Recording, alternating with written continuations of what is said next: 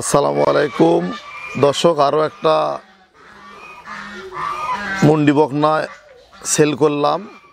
গতকালকে আমরা এটা ফাইনাল করেছি, লেনদেন এবং কথাবার্তা। তো এটা আমাদের একজন পুরাতন ক্রেতা, খুবই ভদ্র একজন মানুষ, আমাদের সাকিব ভাই গাজীপুর, উনি এটা ক্রয় করলো মুন্ডি বকনাটা। উনি এর আগে আমাদের কাছে একটি বকনা ক্রয় করেছিল, খুব ভালো রেজাল্ট পেয়েছে। তো আজকে আমরা পাঠাচ্ছি, উনি আসতে পারেন না, উনি সমস্ত টাকা ব্যাংকে পেইড করেছেন।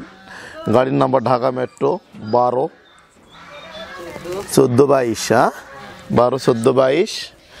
এই গরুটা চলে যাচ্ছে সাকিব ভাইয়ের খামারে। উনি আর আগেও আমাদের কাছে একটা গরু ক্রয় করেছে বকনা, ভালো রেজাল্ট পেয়েছে। উনি একজন নতুন উদ্যোক্তা। দর্শক, এই গরুটা আমরা এইমাত্র সেল করলাম, এটা চলে যাচ্ছে গাজীপুর সাকিব ভাইয়ের খামারে। এটা মুন্ডি বকনা, অরিজিনাল মুন্ডি, খুব আনকমন এবং রেয়ার একটা মুন্ডি বকনা, দেখতে পাচ্ছেন আপনারা।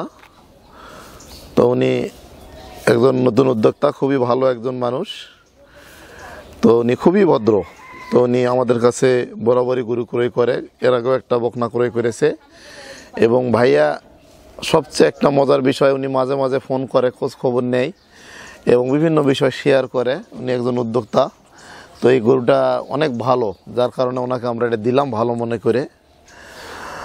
তো দেখেন এর মাজাটা কি কত ভারী, অনেক ভারী একটা মাজা, মুন্ডি বকনা অরিজিনাল। এর মাথা দেখেন ঝুটি রয়েছে, খুবই কোয়ালিটিফুল একটা বকনা। এটা আমরা সেল করলাম, এটা চলে গেল গাজীপুরে। তো যারা উদ্যোক্তা ভাইরা রয়েছেন, যারা উদ্যোক্তা হতে চান বা গরুর খামার তৈরি করতে চান, যারা গরু লালন পালন করতে চান, তারা অবশ্যই জাতমান দেখে শুনে জেনে বুঝে ক্রয় করবেন।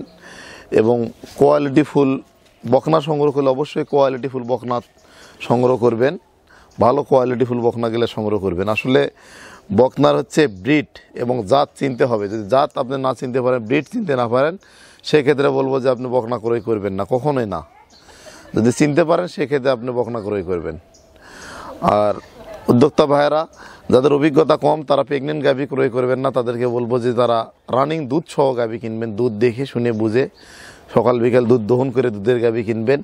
আর যারা জাত চিনেন, ব্রিড চিনেন, তারা ভালো মানের বকনা সংগ্রহ করবেন এবং প্রেগনেন্ট গাভী সংগ্রহ করবেন। তো সকলে ভালো থাকবেন, সাকিব ভাইয়ের খামারের জন্য দোয়া করবেন।